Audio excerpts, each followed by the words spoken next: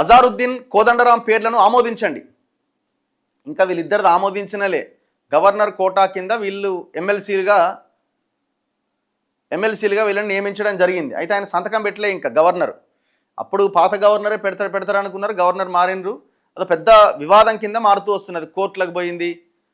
దాని తర్వాత ఇప్పుడు మళ్ళీ సమయం అయిపోతున్నది. ఇప్పుడు ముఖ్యంగా ఎవరికి వచ్చిన ఇబ్బంది అంటే ఇది అజారుద్దీన్కి ఇబ్బంది. జూబ్లీహిల్స్ ఎలక్షన్స్ అప్పుడు అజారుద్దీన్కి ఎమ్మెల్సీ ఇచ్చారు. ఎమ్మెల్సీ రాకముందే మంత్రి పదవి ఇచ్చారు. ఒకవేళ ఎవరైనా ఒక వ్యక్తి ఒక లీడర్కి మంత్రి పదవి ఇచ్చినప్పుడు 6 నెలల్లోపు చట్టసభల్లో వాళ్ళకి అవకాశం ఇవ్వాలి. అంటే 6 నెలల్లోపు వాళ్ళు ఎమ్మెల్సీ కానీ ఎమ్మెల్యే కానీ కాకపోతే ఆ మంత్రి పదవి పోతుంది. ఇప్పటికి దాదాపు 6 నెలల దగ్గరికి వస్తున్నట్టున్నది. సో దీంతో ఆయనకి గడువు సమీపిస్తున్నది. ఒకవేళ కనుక ఇది ఓకే కాకపోతే అజారుద్దీన్ మంత్రి పదవి పోతుంది. మరి ఏం చేస్తాడో చూడాలి. గవర్నర్ శివప్రతాప్ శుక్లాతో రేవంత్ రెడ్డి, వేం నరేందర్ రెడ్డి, శ్రీధర్ బాబు అజారుద్దీన్ కోదండరాం పేర్లను ఆమోదించండి. గవర్నర్ కోట ఎమ్మెల్సీలుగా ఓకే చేయండి.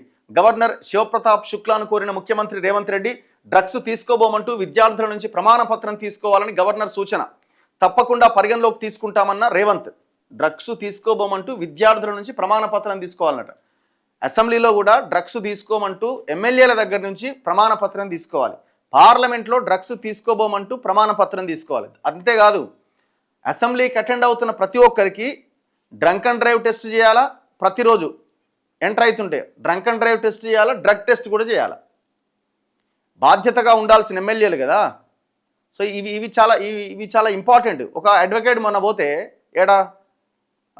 మంగ్లీ కేసు పైన సుబ్బారావు అనే అడ్వకేట్ పంజాగుట్ట పోలీస్ స్టేషన్ పోతే అడ్వకేట్కి మీరు బ్రీత్ అనలైజర్ టెస్ట్ చేసిరు కదా, కోర్టు దుమ్మెత్తిపోసింది. నీకు ఎవడు అధికారం ఇచ్చిండా సిఐ నీకు? అసలు నువ్వు ఒక పిటిషన్ ఇవ్వడానికి వచ్చిన వ్యక్తికి నువ్వు ఎట్లా బ్రీత్ అనలైజర్ టెస్ట్ చేస్తావని ఉతికారేసింది కోర్టు. సో ఇప్పుడు నేనేమంటున్నా అంటే బాధ్యత గల ఎమ్మెల్యేలకి డ్రగ్ టెస్ట్ చేయాలా, బ్రీత్ అనలైజర్ టెస్ట్ కూడా చేయాలా అసెంబ్లీకి వెళ్లే ముందు. గవర్నర్ గారు ఆ రిక్వెస్ట్ కూడా పెట్టాలా ముఖ్యమంత్రికి. గవర్నర్ కోట ఎమ్మెల్సీలుగా అజారుద్దీన్ కోదండరాం పేర్లను ఆమోదించాలని గవర్నర్ శివప్రతాప్ శుక్లాను ముఖ్యమంత్రి రేవంత్ రెడ్డి కోరారు.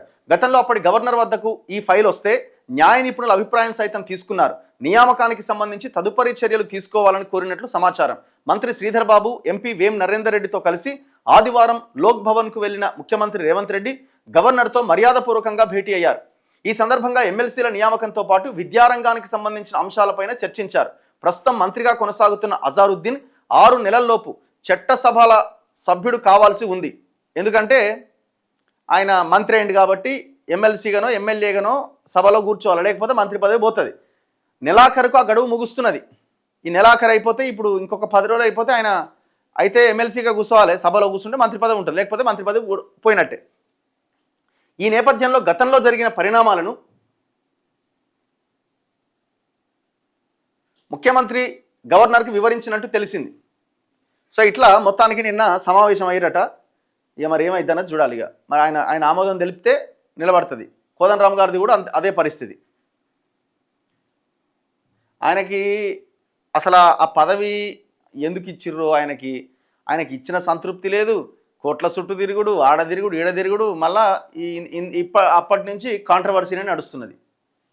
మళ్ళీ బయట జనం ఈయన కాంగ్రెస్తో ఉన్నాడని మళ్ళీ అదొక పెద్ద విమర్శని ఎదుర్కోవాల్సిన పరిస్థితి. నన్ను అడిగితే ఇట్లాంటి ఉద్యమకారులు వీళ్ళంతా పదవులు తీసుకోకుండా ఉండడమే బెటర్. మీకు ఆ ఎమ్మెల్సీ పదవి ఏముందండి? మీకున్న ఐడెంటిటీ, మీకున్న వచ్చిన పేరు, అది చాలు కదా జీవితానికి. అది చాలా గొప్పది. ఇంకా మీరు ఒకవేళ అట్లే ఇండిపెండెంట్గా ఉంటే వందల వేల మంది సమస్యల కోసం మీ దగ్గరికే వస్తారు. దాంట్లో ఎంత సాటిస్ఫాక్షన్ ఉంటుంది?